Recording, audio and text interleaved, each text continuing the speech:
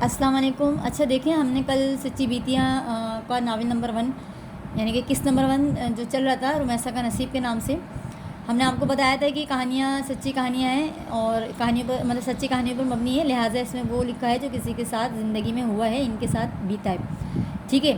لیکن کیونکہ کل جو کہا تھا وہ تھوڑی سی ہمیں ضرور اسے کنیکٹ کرنا چاہوں گی کہ یہ کہانی کی شروع ہم نے کل یہاں سے کی تھی کہ رمیسہ غریب گھرانے میں پیدا ہوئی۔ ویسے تو اس کے والد ایک نرم مزاج آدمی تھے، مگر وہ کمائی کے معاملے میں ایک تو لاپرواہ تھے، دوسرے وہ اپنے بھائی کے بچوں کو بہت زیادہ چاہتے تھے۔ تایا اور پھوپھی کے بچے رمیسہ سے عمروں میں 10 سے 12 سال بڑے تھے، اس لیے تایا اور ایک پھوپھی کے بچوں کی شادیاں پہلے ہو گئی تھیں۔ جب رمیسہ چھوٹی تھی تو رمیسہ جیسے تیسے بڑی ہو رہی تھی، رمیسہ کا رنگ و روپ پر شادابی آ رہی تھی، کچھ لوگ تو اس کو ہیپنائز ہو کر دیکھتے تھے۔ خیر، جب رمیسہ نے اپنی پڑھائی مکمل کر لی تو رمیسہ کی امی کو رمیسہ کی شادی کی فکر ہونی شروع ہو گئی، لیکن رمیسہ اور رمیسہ کی امی نے یہ بات نوٹ کی اور محسوس کیا تھا کہ اس کے والد ہر رشتے میں کوئی نہ کوئی نقص نکال کر اچھے سے اچھا رشتہ ٹھکرا رہے ہیں، جبکہ رمیسہ ایک مڈل کلاس سے تعلق رکھتی تھی۔ رمیسہ کی والدہ اور رمیسہ کے والد کی رمیسہ کی جو والدہ تھی اور رمیسہ کے والد کے اس رویے کی وجہ سے بہت پریشان رہنے لگی۔ وہ چاہتی تھی کہ زندگی کا کوئی بھروسہ نہیں اور اسی زندگی میں رمیسہ کی وہ شادی کر دیں۔ پھر ایک دن رمیسہ کی خالہ جو ہیں وہ رمیسہ کا رشتہ اس کی خالہ کی بیٹی کے دیور کا لے کر آئیں اور خالہ کی بیٹی کے دیور نے رمیسہ کو خالہ کی بیٹی کی شادی پر پسند کیا تھا۔ جب رمیسہ کی والدہ نے اس رشتے کا ذکر اس کے والد یعنی رمیسہ کے والد سے کیا تو رمیسہ کے والد نے خالہ کی بیٹی کے دیور میں 100 کیڑے نکالے۔ جبکہ رمیسہ کی خالہ کی بیٹی کا دیور کمپیوٹر کا کام کرتا تھا اور دبئی میں جاب کرتا تھا۔ رمیسہ کے والد نے کہا کہ رمیسہ کی تعلیم زیادہ ہے، لڑکے کی تعلیم زیادہ نہیں ہے، جبکہ اس لڑکے کی کمائی و تعلیم مناسب تھی۔ بہرحال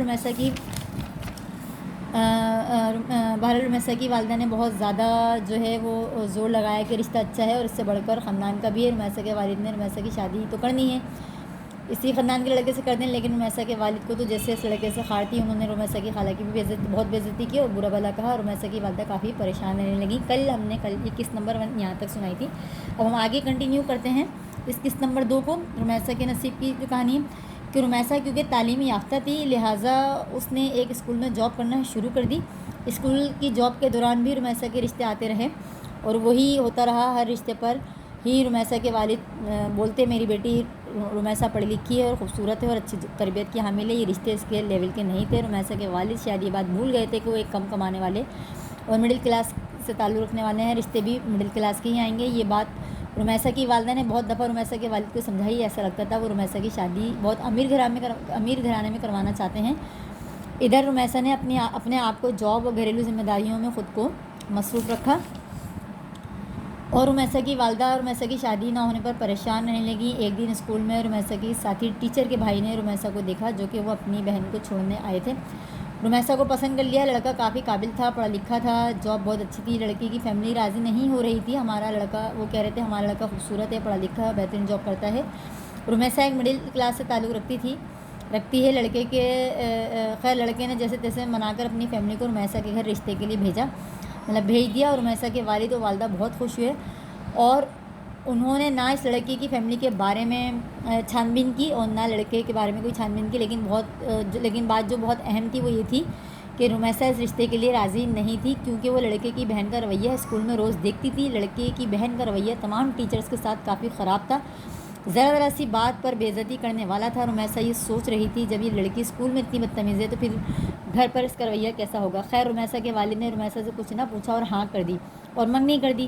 اب رمیسہ کی منگنی ہو چکی تھی، لڑکا خوش تھا، لیکن رمیسہ نے نوٹس کیا تھا کہ اب اس کی جو نند ہے جو اس کے ساتھ اسکول میں پڑھاتی تھی، اس کا رویہ رمیسہ کے ساتھ دن بدن خراب ہوتا جا رہا تھا۔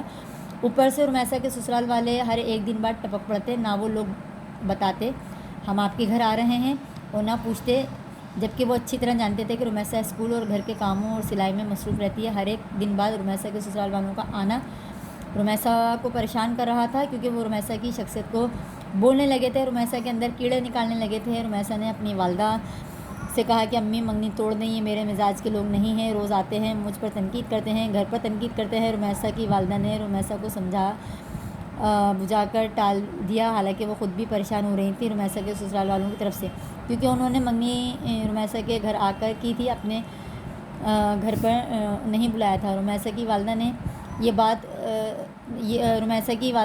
بات رمیسہ کے والد سے کی، مگر وہ رشتہ رمیسہ کے والد کے مطابق تھا، اس لیے وہ رمیسہ کے والد بس یہی بول رہے تھے کہ لڑکا پڑھا لکھا ہے، شکل و صورت کا اچھا ہے، جاب اچھی ہے، شادی کے بعد سب ٹھیک ہو جاتا ہے۔ رمیسہ کے والد گلی محلے میں بس سب کو یہی بول رہے تھے میری بیٹی کا رشتہ بہت اچھے گھرانے میں ہو رہا ہے، لڑکا جاب اور شکل و صورت کا بہت اچھا ہے۔ ایک دن جب رمیسہ اسکول گئی تو ٹی ٹائم پر اس کی نند رمیسہ کے پاس آئی اور کہا بھائی تمہارا نمبر مانگ رہے ہیں، دے دوں؟ رمیسہ نے کہا کہ میری امی سے پوچھ لو، اگر میری امی اجازت دیتی ہیں تو ٹھیک ہے۔ رمیسہ کی نند جس کا نام پروین تھا رمیسہ سے بولی اس میں آنٹی کہاں سے درمیان میں آ گئی؟ میرا بھائی تمہارا منگیتر ہے، تم کو بھائی کی پسند سے ہی ہماری فیملی نے ہاں کی ہے، ورنہ ہم مڈل کلاس میں کہاں شادی کرتے۔ رمیسہ چپ تھی کیونکہ رمیسہ مزاجن ایک ٹھنڈے دماغ کی لڑکی تھی۔ رمیسہ نے اسکول سے واپس آتے ہی اپنی والدہ کو یہ بات بتائی۔ رمیسہ کی والدہ نے کہا بیٹا یہ بات تو بڑے جو ہیں بڑوں سے کرتے ہیں، تم سے تمہاری نند نے کیوں کہا؟ کل کو سسرال والے انہی چھوٹی چھوٹی باتوں پر جوتے مارتے ہیں۔ رمیسہ کی والدہ نے رمیسہ سے کہا بیٹا اسکول چھوڑ دو، دوسرے اسکول میں پڑھا لو یا پھر گھر میں پڑھا لو۔ رمیسہ کیونکہ خود بھی اپنی نند کی وجہ سے اسکول چھوڑنا چاہ رہی تھی، اس نے اپنی والدہ کی اس بات پر رضامندی ظاہر کی، جی امی میں بھی یہی چاہ رہی ہوں۔